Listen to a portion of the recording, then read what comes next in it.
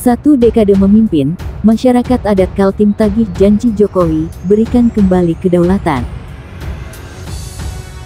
Presiden Joko Widodo dinilai berhasil dalam melakukan pendekatan pembangunan Indonesia sentris yang berfokus pada pemerataan pembangunan di berbagai daerah. Hal itu tercermin dari hasil survei Litbang Kompas pada Juni 2024 yang mencatat tingkat kepuasan publik terhadap kinerja Jokowi secara keseluruhan mencapai 75,6% selama satu dekade kepemimpinannya. Sedangkan tingkat kepuasan publik dengan metode pertanyaan secara langsung mencapai 82,8%. Direktur Jenderal Informasi dan Komunikasi Publik Kementerian Komunikasi dan Informatika Prabu Revolusi dalam dialog Forum Merdeka Barat 9 di Jakarta menegaskan, fokus Presiden Joko Widodo pada pembangunan di wilayah pinggiran menunjukkan komitmen yang kuat terhadap pemerataan pembangunan. Salah satu contoh keberhasilan tersebut adalah pembangunan jalan tol di berbagai wilayah seperti Sumatera, Kalimantan, hingga Papua, yang membuat akses lebih luas bagi perdagangan dan mobilitas penduduk mampu menjaga stabilitas pertumbuhan ekonomi rata-rata di angka 5%. Yang saya ingin soroti adalah bagaimana di 3 bulan terakhir sebelum masa pemerintahnya selesai, malah kepuasannya meningkat. Di mana umumnya akan turun, begitu kan. Salah satu faktor yang bisa kita highlight adalah kebesaran hati seorang Jokowi ya untuk bisa memastikan kebersinambungan dengan pemerintahan selanjutnya, yaitu yang akan dipimpin oleh Prabowo Gibran. Israel saja yang begitu biadabnya mereka memerangi Palestina untuk menguasai tanah untuk rakyatnya. Di Indonesia banyak sekali menguasai tanah, tapi bukan untuk rakyatnya, tapi untuk pengusaha. Segitu biadab.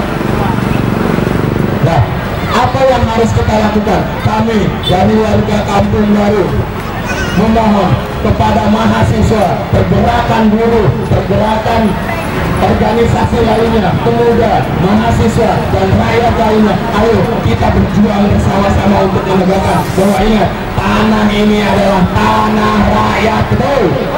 Tanah ini milik rakyat Indonesia, betul? Tidak ada tanah milik pengusaha asing. Ingat, kita bukan anti pengusaha asing, kita bukan anti pembangunan, tapi kita anti penggusuran yang dilakukan oleh rezim ini terhadap rakyat Indonesia, betul? Bidang yang paling tinggi adalah stabilitas politik dan keamanan. Itu sekitar 85%. Nah, itu cirinya gampang sih, faktanya kejelas, yaitu ketika setelah pemilu presiden kemarin, yang kemarin ya 2024 ya. Pasca itu kan nggak terlalu ada kekerasan yang besar sekali. Kalau ada ya kecil-kecil bisa digini selesai gitu kan, itu lebih ke sana.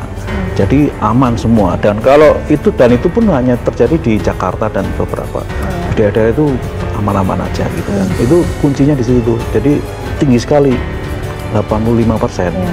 Yang kedua adalah kesejahteraan sosial.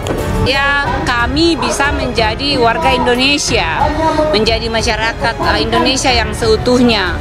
Tidak setiap saat tanah kami, tanah leluhur kami itu dirampas. Kami tidak setiap saat tambang-tambang datang dalam bentuk bulldozer, PSN dalam bentuk bulldozer. Jadi yang kami perlukan adalah sebuah perlindungan hukum yang memastikan bahwa hak kami atas tanah, wilayah, sumber daya, dan penyelenggaraan di kampung-kampung kami termasuk dalam sistem hukum kami itu diakui oleh DPR, disahkan, dan kemudian tentu saja dilaksanakan oleh pemerintah. Bagaimana cara kita tiap hari kita harus melawan mereka yang selalu merampas?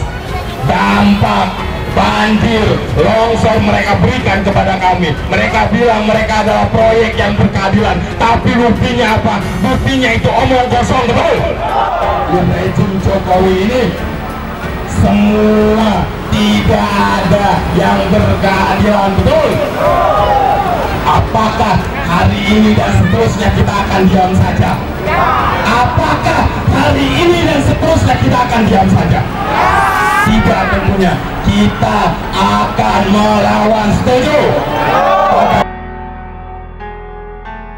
Aliansi Masyarakat Adat Nusantara Aman Kalimantan Timur Kaltim menggelar aksi demonstrasi bertajuk Sidang Rakyat Kalimantan Timur Mengadili Jokowi di depan kantor Gubernur Kaltim. Jalan Gajah Mada, Jumat tanggal 11 Oktober tahun 2024.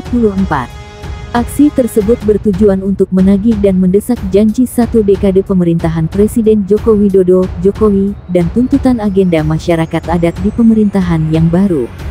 Hari ini adalah momentum di mana masyarakat adat melakukan aksi serentak secara nasional.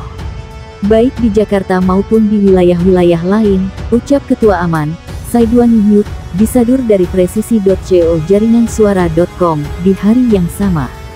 Saidwani bilang, banyak sekali isu kriminalisasi masyarakat adat, contohnya seperti perampasan wilayah, penggusuran tanah, permasalahan hak guna tanah (HGU), dan lainnya. Pada aksi demonstrasi tersebut, Aman Kaltim turut mengundang beberapa korban terkait HGU yang sudah melaporkan permasalahan yang mereka alami. Masyarakat adat itu berasal dari Pasir, Kedang Ipil dan beberapa masyarakat sekitar ibu kota negara IKN. Mereka datang jauh-jauh dari tempat mereka untuk menyuarakan aspirasi kepada pemerintahan provinsi. Namun, saat melaksanakan aksi tersebut, mereka tidak diberikan ruang untuk menyuarakan aspirasi-aspirasi mereka kepada pemerintahan provinsi. Walaupun jumlah kami kecil, kami sangat menyesalkan pemerintah yang sampai saat ini aspirasi dari masyarakat adat masih belum didengar, tegasnya. Karena tidak diterima mediasi di kantor Gubernur Kaltim, mereka melanjutkan aksinya di depan tulisan teras Samarinda.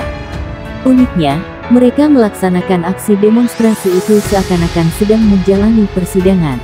Satu-satu masyarakat adat menyuarakan tuntutan dari keresahan yang mereka alami ke orang yang berpura-pura menjadi hakim dalam persidangan. Sementara, dalam nawacita Joko Widodo periode pertama jelas mengakui dan melindungi masyarakat adat. Nyatanya, sampai sudah 1 dekade pemerintahan Joko Widodo tidak mengesahkan undang-undang terkait masyarakat adat, jelasnya. Saidwani berharap, kejadian yang dialami masyarakat adat tersebut bisa segera terselesaikan dan tidak terulang kembali pada pemerintahan Presiden Prabowo Gibran. Kami menagih janji-janji Joko Widodo termasuk nawacitanya untuk memberikan kembali kedaulatan masyarakat adat terhadap hak-hak mereka, tutur